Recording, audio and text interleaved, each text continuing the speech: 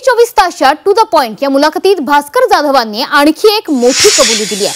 शरद पवारांची साथ सोडणं ही माझ्या आयुष्यातली सर्वात मोठी राजकीय चूक असल्याचं मोठं विधान भास्कर जाधवांनी केलंय। त्यामुळे महाविकास आघाडीत असताना त्यांनी मला विरोध केला तर तो विरोध योग्यच होता, मात्र उद्धव ठाकरेंनी मला तारायला हवं होतं असं सुद्धा जाधव यांनी म्हटलंय। शरद पवारांनी राष्ट्रवादीचं अध्यक्ष केलं, तसंच कॅबिनेट मंत्रीपदही दिलं होतं, मात्र तरी सुद्धा शरद पवारांची साथ सोडल्याची खंत भास्कर जाधवांनी बोलून दाखवली।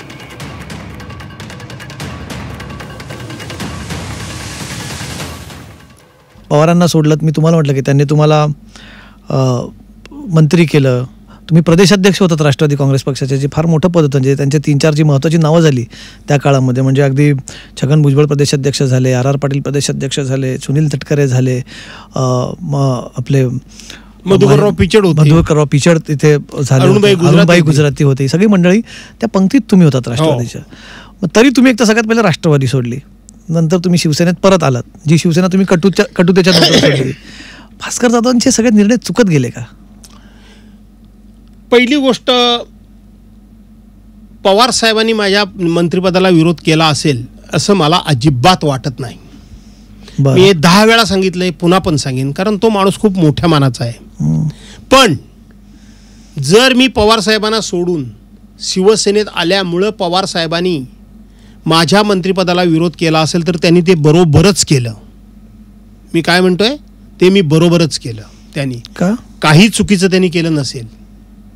एक, ज्या माणसानं मला पक्षात घेतलं, मी उमेदवारी मिळण्याच्या लायकीचा नसताना ज्या माणसाने मला पक्षात घेतलं, म्हणजे ज्या पक्षात मी होतो तिथं उमेदवारी मिळण्याच्या योग्यतेचा मी राहिलो नव्हतो असं धरा।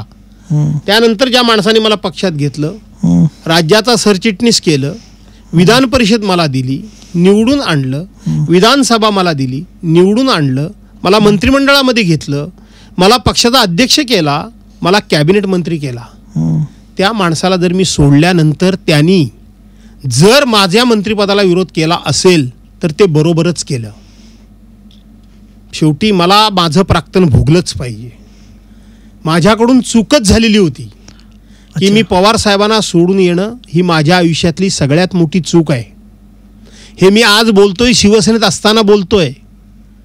कदाचित इथे सुद्धा मला ह्या बोलण्याचे काही परिणाम भोगावे लागतील हेही मला माहिती आहे, पण चूक ते चूक आणि बरोबर ते बरोबर हे सांगण्याचं धाडस, नैतिक धाडस माझ्यामध्ये आहे।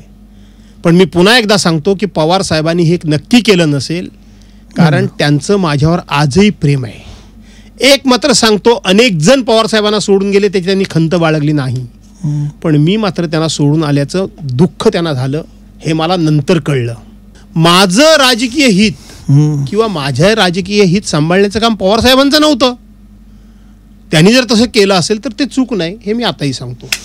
एक मिनिट, तुमचं राजकीय भवितव्य सांभाळण्याचं काम हे पवारांचं नव्हतंच, ते उद्धव ठाकरेंचं होतं।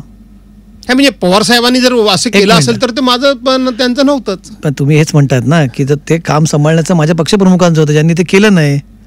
केलं नाही असं मी म्हणणार नाही, परंतु ज्या पक्षात आपण जातो त्या पक्षांचंच ते काम असतं की आपल्या माणसाचं राजकीय हित सांभाळणं, त्याचं भवितव्य घडवणं, त्या नेतृत्वाचंच काम असतं। पवार साहेबांचं कसं असू शकेल? मी त्यांना सोडलं।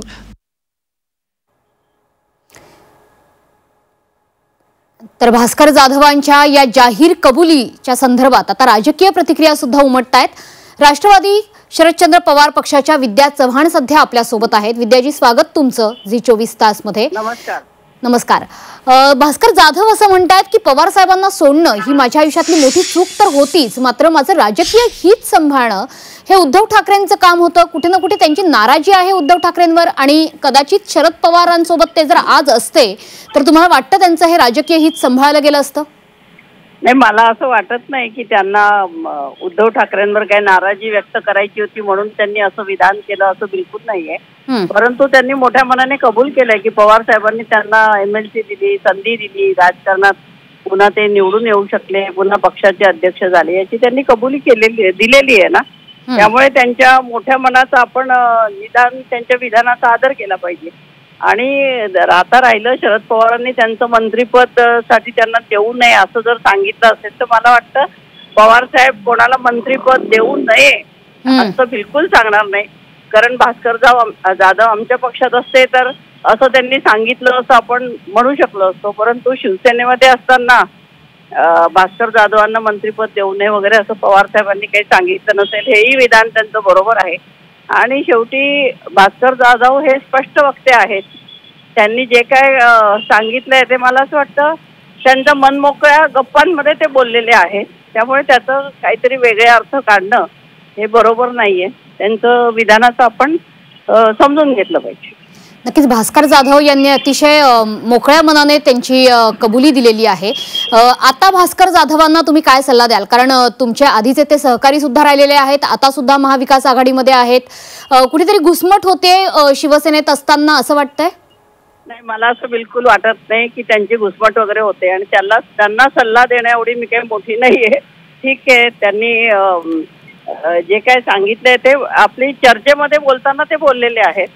त्यामुळे तिकडे काय शिवसेनेमध्ये त्यांची घुसमट होते असं काहीतरी त्यातनं अर्थ काढणं हे बरोबर नाहीये. आणि याचं स्पष्टीकरण मला वाटतं तेच जास्ती चांगल्या प्रकारे सांगू शकतील. नक्कीच विद्याताई, धन्यवाद या सविस्तर बातचीतीबद्दल. तर याच बातमी संदर्भात प्रतिक्रिया जाणून घेण्यासाठी आपल्या सोबत जोडले गेलेले आहेत महेश तपासे. महेशजी, स्वागत तुमचं झी 24 तासवर. ज्या पद्धतीने भास्कर जाधव यांनी कबुली दिलेली आहे की शरद पवारांना सोडणं ही माझी खूप मोठी राजकीय चूक होती, एक प्रकारे पश्चाताप होतोय. आणि आजपर्यंत खरं तर शरदचंद्र पवार पक्षाला अनेकांनी सोडून दुसऱ्या पक्षामध्ये त्यांनी प्रवेश केलेला आहे. कसं बघताय त्यांच्या या विधानाकडे? भास्कर जाधव साहेब मूळचा एक कोकणातले नेते नेते लढवय्या नेते आहेत आणि निष्ठावान नेते आहेत. त्याच्यामुळे त्यांनी ज्या सुरुवातीला राष्ट्रवादी काँग्रेस पक्षामध्ये ते आले, तर राज्यमंत्रीपद त्यांना बहाल करण्यात आलं. त्याच्यानंतर ते प्रदेश अध्यक्ष झाले आणि प्रदेश अध्यक्ष पदाची कारकीर्द अतिशय चांगल्या पद्धतीची सन्मान्य भास्कर जाधव साहेबांनी पार पाडली. म्हणजे एक वेगळा आगळा वेगळा प्रदेश अध्यक्ष जे कुठले सुपरस्टार पाहत नव्हता, परंतु थेट जाऊन कार्यकर्त्यांच्या घरापर्यंत पोहोचत होता. अशा पद्धतीची कारकीर्द होती. जेव्हा आम्हाला हे कळालं की त्यांनी पदाच्या पक्षाचा त्याग करून परत जुन्या पक्षामध्ये जाण्याचा निर्णय घेतला, त्यावेळेसच आमच्यासारखे अनेक कार्यकर्ते जे मनापासून त्यांना माहीत करत होते अशा कार्यकर्त्यांना दुःख झालं. पण तो ठीक आहे, ते इंडिया अलायन्स सोबत राहिले हे महत्वाचं आहे. त्यांनी भाजपमध्ये जाण्याची भूमिका घेतली नाही. त्यांनी प्रदेशाध्यक्ष पदाची जबाबदारी चांगली पार पाडली. त्यांनी राज्यमंत्री विकासची चांगली जबाबदारी पार पाडली.